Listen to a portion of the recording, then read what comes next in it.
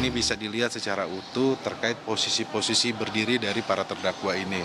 Nah, yang menarik buat kami kemarin adalah ketika Majelis Hakim berjalan kaki dari rumah Saguling ke rumah Duren 3. Nah, ini kalau teman-teman media melihat bahwa ini menggambarkan waktu yang ada ya.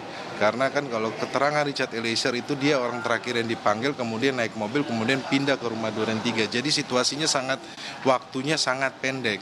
Semoga ini bisa menjadi gambaran juga untuk kita semuanya ya, bahwa ada narasi yang menyampaikan bahwa kenapa Richard Eliezer tidak lari atau tidak menghindar, tetapi kan kalau kita lihat bahwa sedangkan jarak rumahnya itu sangat dekat ya.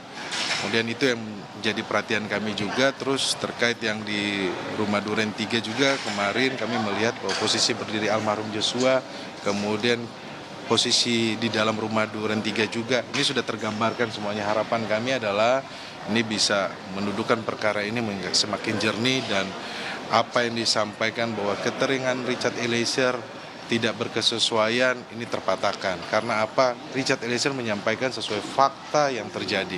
Kemudian perlu kita sampaikan lagi kepada publik bahwa Richard Eliezer tidak berdiri sendiri keterangannya.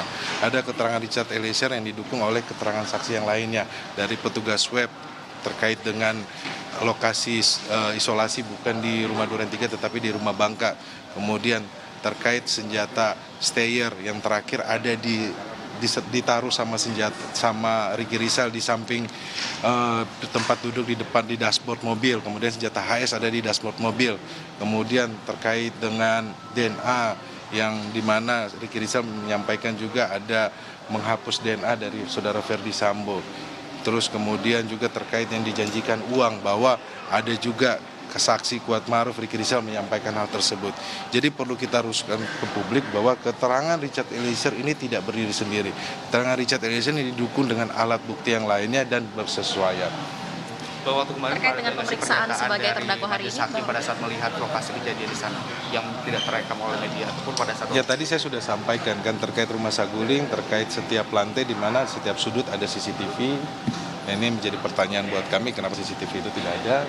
Karena kalau mereka pengen membuktikan sebaiknya memang CCTV itu dimunculkan kan supaya membuat kasus ini menjadi terang. Bagaimana? Ya, terkait pemeriksaan sebagai terdakwa hari ini untuk Richard Eliezer, apa keterangan yang akan disampaikan ini?